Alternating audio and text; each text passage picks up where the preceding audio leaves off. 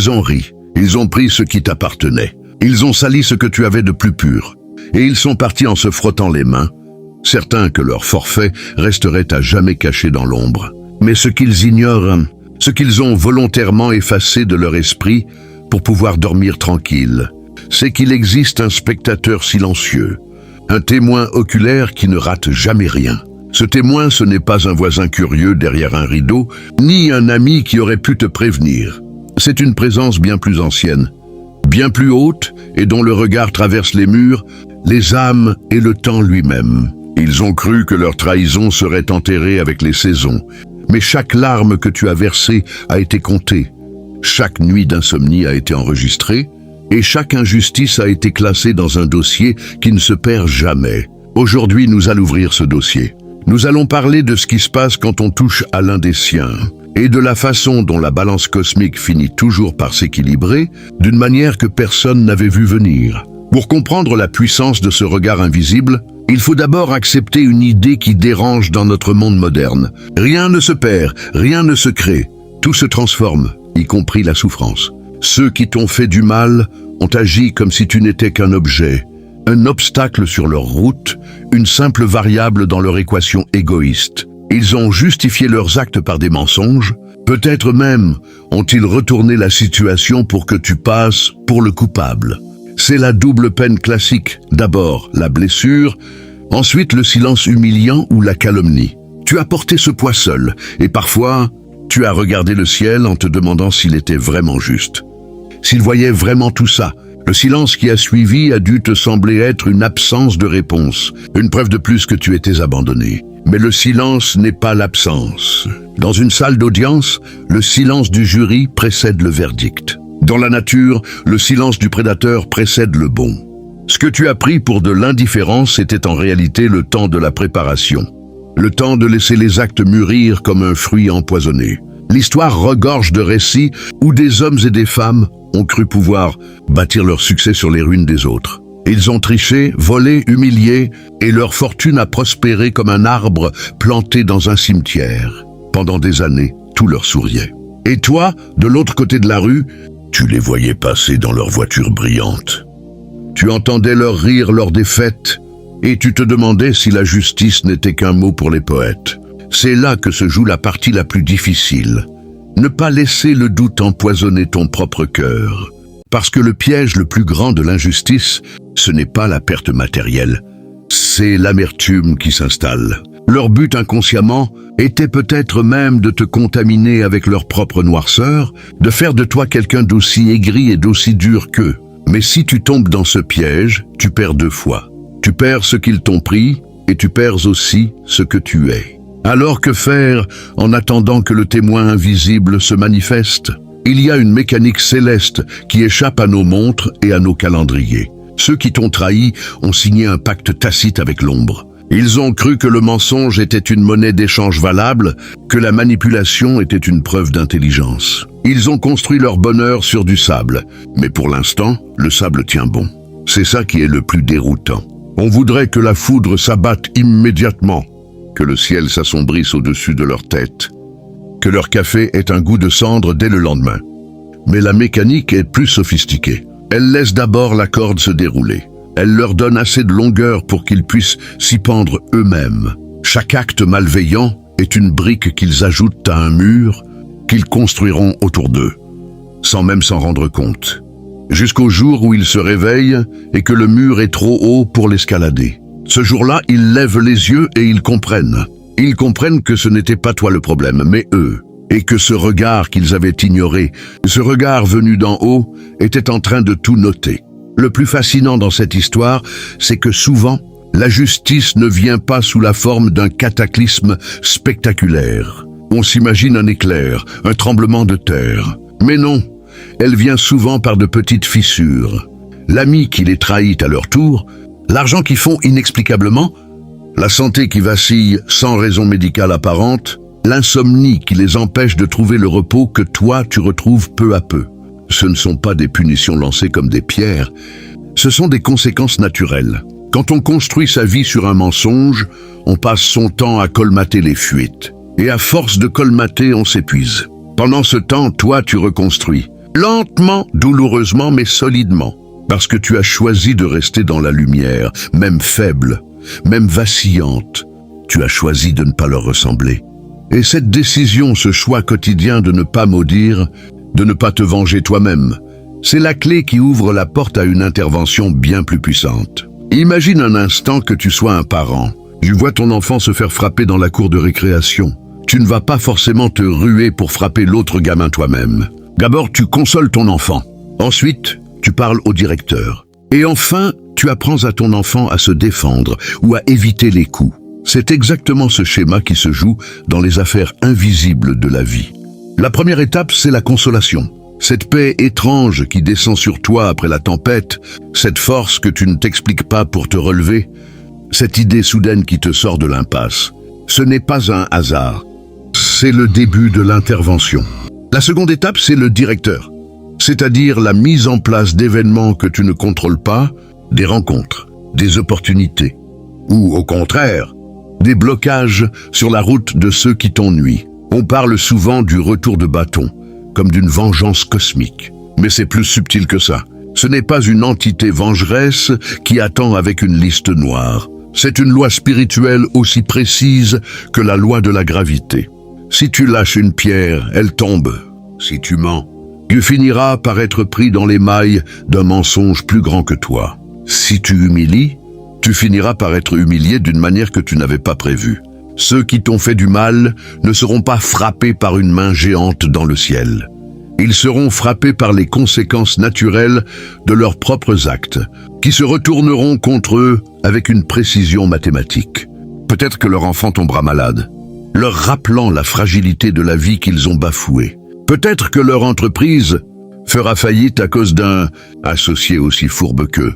Peut-être que la solitude les gagnera, parce qu'à force de trahir, ils ont épuisé tous ceux qui les aimaient vraiment. Et toi, dans tout ça, tu as un rôle à jouer qui est loin d'être passif. Le plus grand piège, c'est de rester figé sur l'image de ton malheur, de rejouer la scène en boucle dans ta tête, de ressasser les paroles blessantes. Chaque fois que tu fais ça, tu rouvres la plaie et tu donnes du pouvoir à ceux qui t'ont blessé. Tu les invites à rester dans ta tête, à occuper un logement gratuit. La meilleure façon de hâter leur chute, si tant est que ce soit ton objectif, ce n'est pas de les haïr plus fort, c'est de les oublier. C'est de te concentrer sur ta propre renaissance. Quand tu brilles, ton éclairage met en évidence leurs ténèbres. Quand tu réussis, ton succès est le miroir de leur échec moral. Rien ne rend un traître plus malheureux que de voir sa victime sourire à nouveau. Aimer à nouveau, vivre à nouveau et surtout, ne plus avoir besoin de vengeance parce qu'elle est déjà bien trop occupée à être heureuse. Il y a une histoire célèbre, peut-être la connais-tu, celle de Joseph et ses frères. C'est l'archétype même de ce thème. Ses frères, jaloux, voulurent le tuer puis finalement le vendirent comme esclave. Ils le firent disparaître, rentrèrent chez eux et mentirent à leur père. Pendant des années, ils ont vécu avec ce secret, pensant que le cadavre de leur frère pourrissait dans une fosse ou qu'il était perdu à jamais dans l'empire égyptien. Pendant ce temps, Joseph, celui qui avait été trahi, subissait esclavage, prison et injustice sur injustice. Mais le texte sacré dit une chose extraordinaire. Dieu était avec Joseph. Pas Dieu vengeait Joseph, non. Dieu était avec lui. C'est-à-dire que dans sa cellule, dans son malheur, il y avait une présence. Et cette présence a transformé son caractère, a fait de lui un homme sage, patient et compétent. Jusqu'au jour où il est sorti de prison pour devenir le vice-roi d'Égypte. Et la suite est encore plus incroyable. Des années plus tard, la famine frappe. Ses frères, ceux qui l'avaient vendu, viennent à genoux lui demander du grain. Ils ne le reconnaissent pas. Lui, il les reconnaît immédiatement. Il tient leur vie entre ses mains. Il pourrait les faire exécuter sur le champ, légalement, sans que personne ne le blâme. C'est le moment de la vengeance parfaite. Mais que fait-il? Il pleure. Il va dans sa chambre et il pleure. Il ne pleure pas de joie méchante. Il pleure sur ce qui a été perdu, sur la fragilité des choses.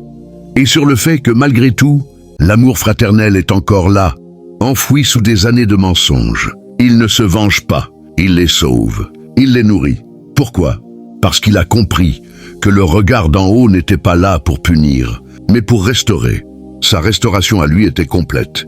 Il n'avait plus besoin de les voir souffrir pour guérir. C'est peut-être l'étape la plus haute, celle que peu atteignent, le pardon. Attention, le pardon ne signifie pas que ce qu'ils ont fait n'est pas grave. Le pardon, ce n'est pas dire « ce n'est rien ». Le pardon, c'est dire « c'est tellement grave que je ne peux pas le porter. Donc je le remets entre tes mains, ô toi qui vois tout ».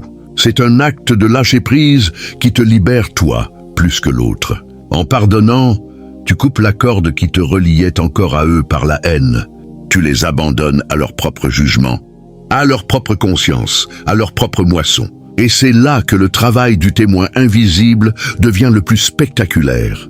Parce que quand tu lâches prise, tu lui laisses la place d'agir sans que ton amertume ne vienne interférer avec le processus. Pendant ce temps, la vie de ceux qui t'ont nui continue, mais elle est comme un fruit véreux. Tout semble beau à l'extérieur, mais à l'intérieur, le ver du remords ou de la peur ronge tout.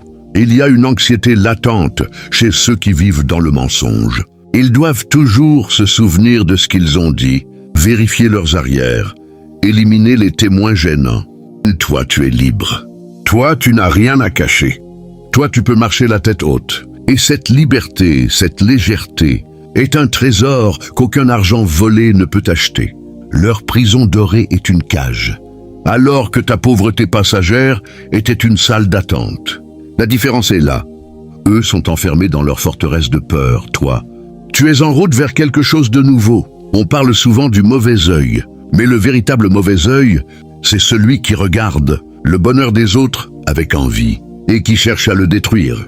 Toi, tu as été victime de ce regard. Mais sache qu'il existe un œil bien plus puissant.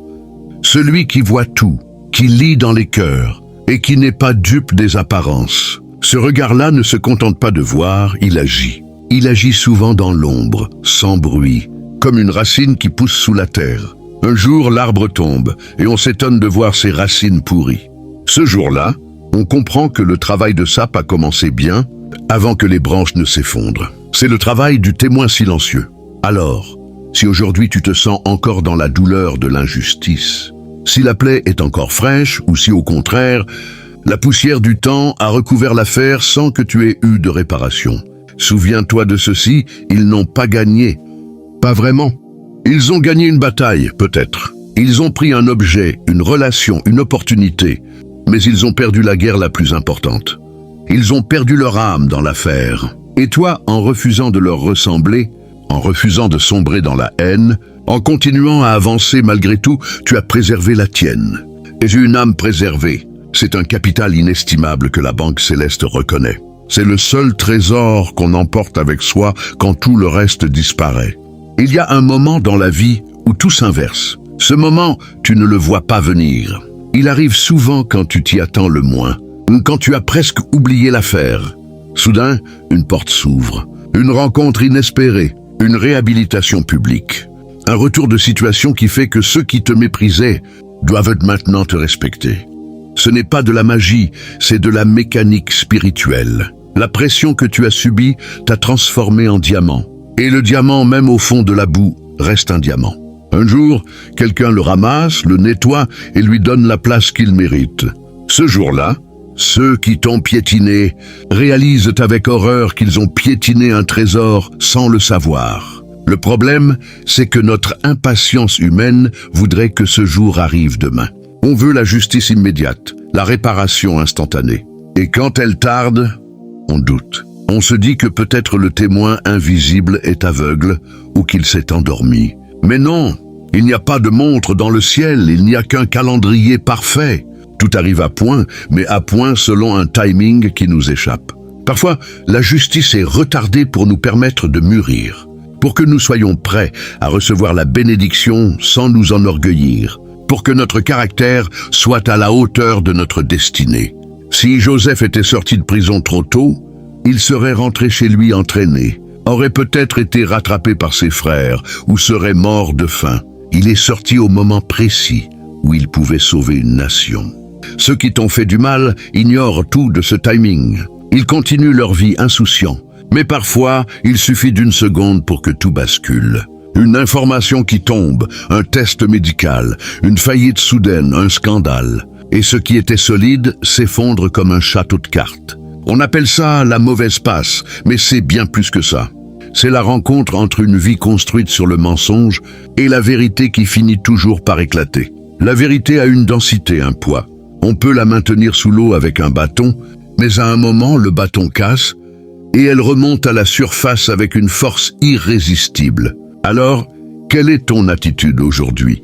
Est-ce que tu attends encore, le regard fixé sur leur maison, espérant voir les flammes? Si c'est le cas, détourne le regard. Regarde plutôt devant toi. Construis ta propre maison. Plante ton propre jardin. Aime tes propres enfants. Vis ta propre vie. Le plus grand échec que tu pourrais leur infliger, c'est de les oublier, au point de ne même plus remarquer quand leur maison brûlera. Parce que quand tu seras trop occupé à vivre, tu n'auras même plus le temps de vérifier si la justice est passée. Et c'est à ce moment-là, quand tu t'y attendras le moins, que quelqu'un viendra te dire « Tu as vu ce qui leur est arrivé ?» Et toi, peut-être, avec un sourire paisible, tu répondras simplement « Ah bon? Je n'avais pas remarqué. » Cette indifférence souveraine, cette paix qui dépasse toute rancune, c'est la preuve ultime que tu es guéri. C'est la preuve que le témoin invisible a non seulement vu ce qu'ils t'ont fait, mais qu'il t'a aussi restauré au point que cette histoire ne te définit plus. Tu n'es plus la personne à qui on a fait du mal, tu es simplement toi. Et toi, tu es en train d'écrire un nouveau chapitre tellement passionnant que tu n'as pas le temps de relire les anciens.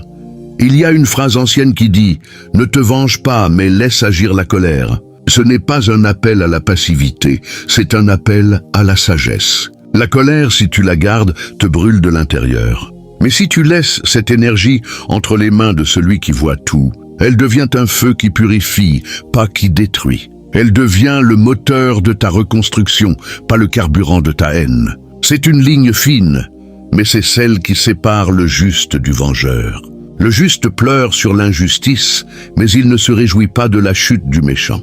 Il la constate, parfois avec tristesse, et il continue sa route. Et si aujourd'hui la balance n'a pas encore bougé, si tout semble figé comme une photo jaunie du jour de ta souffrance, alors rappelle-toi ceci, le marbre met du temps à se former sous la pression. Le charbon met des siècles à devenir diamant. Toi aussi, tu es en train de changer de nature. Tu passes de la victime au survivant, du survivant au témoin, du témoin au sage. Chaque étape a sa durée et tu ne peux pas brûler les étapes. Accepte le temps de la transformation. Accepte que le regard posé sur toi est un regard d'amour, pas un regard d'inspection sévère. Ce témoin invisible n'est pas un juge froid. C'est un père qui regarde son enfant apprendre à marcher même s'il tombe. Et il voit aussi ceux qui poussent l'enfant pour le faire tomber. Et ça, il ne l'oublie pas. Enfin, il y a un mystère que nous ne percerons jamais complètement. Parfois, la justice prend une forme que nous ne comprenons pas. Parfois, ceux qui nous ont fait du mal ne tombent pas, ne souffrent pas, ne semblent jamais payer. Et ça, c'est l'épreuve ultime de la foi. Croire que la justice existe même quand elle est invisible. Croire que le témoin a vu, même si le verdict n'est pas prononcé de notre vivant. C'est dur, c'est très dur. Mais c'est peut-être là que se trouve la plus grande libération. Accepter que nous n'ayons pas tout à comprendre, tout à voir. Accepter que notre rôle n'est pas de tout équilibrer, mais simplement de vivre le mieux possible la seule vie qui nous est donnée. Alors, la prochaine fois que le souvenir de l'injustice te pique le cœur, lève les yeux. Pas pour chercher une preuve, pas pour guetter un signe. Lève les yeux simplement pour changer de perspective, pour te rappeler que tu es vu, que tu es connu, et que dans ce grand livre dont on ne connaît pas la fin, ton histoire n'est pas finie. Le meilleur reste à venir. Et ceux qui t'ont nui, ils sont déjà dans le chapitre d'avant, celui qu'on feuillette sans s'y arrêter.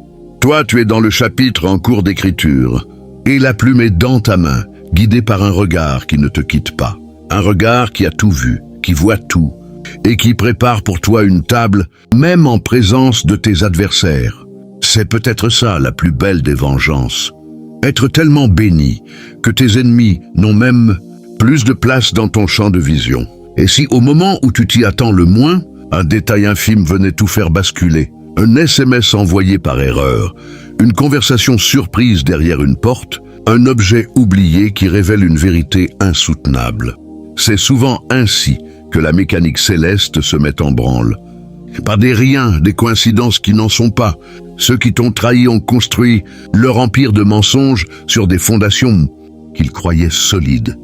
Mais ils ont oublié que le ver est dans le fruit. Et ce ver, c'est leur propre orgueil. L'orgueil qui les poussera à commettre une erreur stupide, à se confier à la mauvaise personne, à laisser une trace, parce que personne ne peut mentir éternellement sans qu'un jour le masque ne glisse. Et ce jour-là, la chute est aussi brutale que silencieuse avait été la montée. Imagine la scène.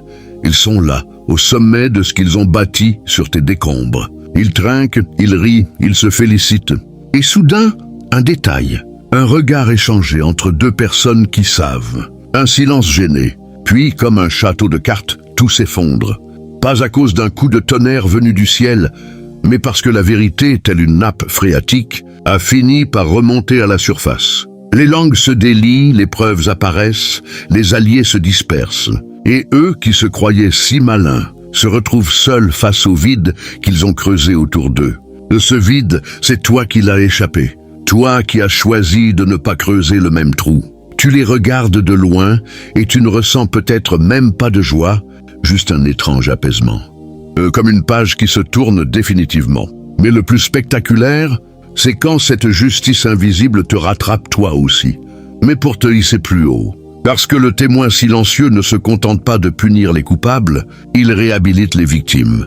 Il arrive que des années après, quelqu'un frappe à ta porte. Quelqu'un qui a besoin de ton histoire, de ton expertise, de ta lumière. Une opportunité que tu n'aurais jamais eue si tu étais resté dans l'ombre de ta rancune. Un projet qui démultiplie ce que tu avais perdu. Une rencontre amoureuse qui guérit les blessures anciennes. Et là, tu comprends que tout ce chemin de souffrance n'était pas un détour inutile, mais le seul chemin possible pour arriver à ce port-là. Les épreuves t'ont sculpté. Les larmes ont nettoyé ta vision, et maintenant tu vois clair. Tu vois qui tu es vraiment, et tu vois surtout que tu n'aurais jamais pu devenir cette personne-là, sans avoir traversé cette nuit. Alors, que reste-t-il à dire à ceux qui t'ont fait du mal? Rien, absolument rien. Parce que les mots sont inutiles quand la vie elle-même a prononcé son verdict. Tu n'as pas besoin de les affronter, de leur lancer des phrases cinglantes ou de leur pardonner solennellement. Tu n'as même plus besoin d'eux dans ton histoire. Ils sont devenus des personnages secondaires, flous, relégués aux oubliettes d'un scénario dont tu es le héros.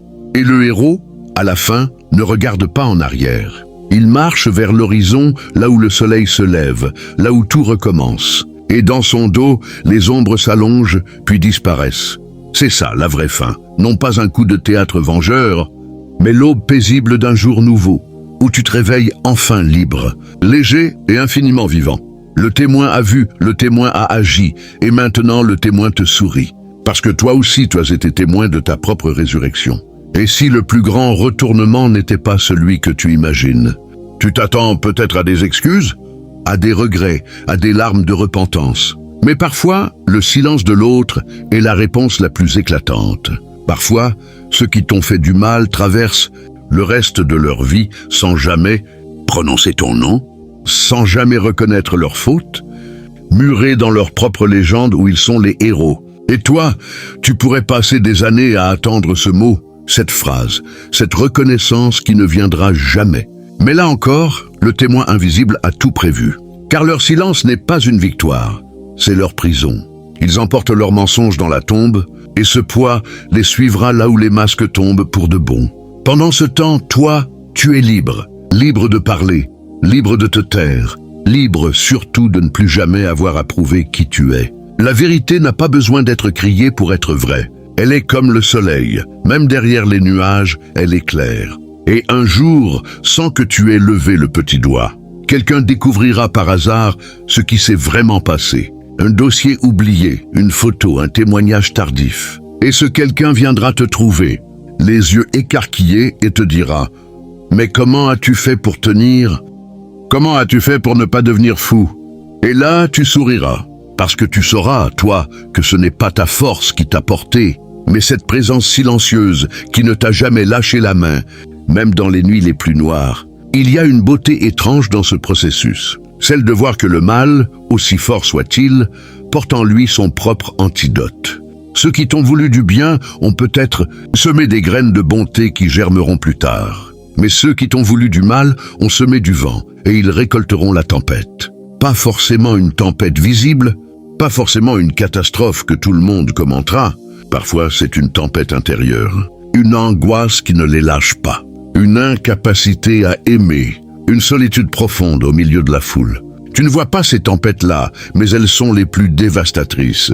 Ronger de l'intérieur, c'est bien pire que d'être frappé de l'extérieur. C'est pourrir sur pied sans que personne ne s'en aperçoive.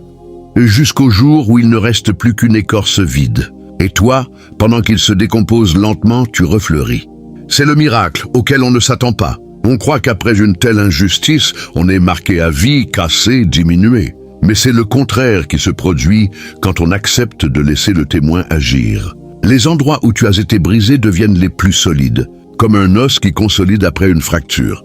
Tu développes une sensibilité pour la douleur des autres, une intuition pour déceler les faux-semblants, une force tranquille qui impressionne sans effort. Tu deviens magnétique, non pas parce que tu cherches à l'être, mais parce que la souffrance traversée a brûlé toutes les scories, tout le superflu, tout ce qui n'était pas vraiment toi. Alors, la suite de cette histoire, c'est toi qui l'écris. Chaque matin quand tu te lèves, tu choisis la suite. Tu choisis de tourner la page ou de la relire. Tu choisis de guérir ou de rouvrir la plaie. Tu choisis de croire que ce qui a été vu le fut pour une raison, ou de douter encore. Le script est entre tes mains. Et le témoin invisible, celui qui a tout vu depuis le début, attend patiemment que tu écrives le plus beau des chapitres. Celui où tu deviens toi-même un témoin pour les autres. Celui où tu tends la main à quelqu'un qui vit la même injustice et où tu lui dis « J'ai traversé ça ». Ce n'est pas la fin. Lève les yeux, quelqu'un te voit et quelqu'un vient. Parce que la véritable conclusion de cette affaire, ce n'est pas la chute de tes ennemis. Ce n'est même pas ta réhabilitation. C'est la transmission. C'est le fait que ton histoire, aussi douloureuse soit-elle, devienne une lumière pour d'autres. Que tes cicatrices deviennent des phares. Que ton expérience devienne une carte pour ceux qui se perdent dans le même désert. Là, et seulement là, le cycle est vraiment bouclé. Non pas par la vengeance, non pas par l'oubli, mais par la transformation de la douleur en sagesse, de l'injustice en justice rendue aux générations suivantes. Et un jour, peut-être très vieux, peut-être plus tôt que tu ne le penses, tu te retourneras sur le chemin parcouru. Tu verras cette longue route, ces ornières, ces montagnes, ces vallées d'ombre. Et tu verras aussi tout le long des empreintes à côté des tiennes. Parfois, une seule paire, quand tu étais porté. Parfois deux quand tu marchais. Et tu comprendras que tu n'as jamais été seul. Que le témoin n'était pas un spectateur lointain, mais un compagnon de route. Et là, une paix immense t'envahira. Une paix qui n'a pas de prix, qui n'a pas d'équivalent.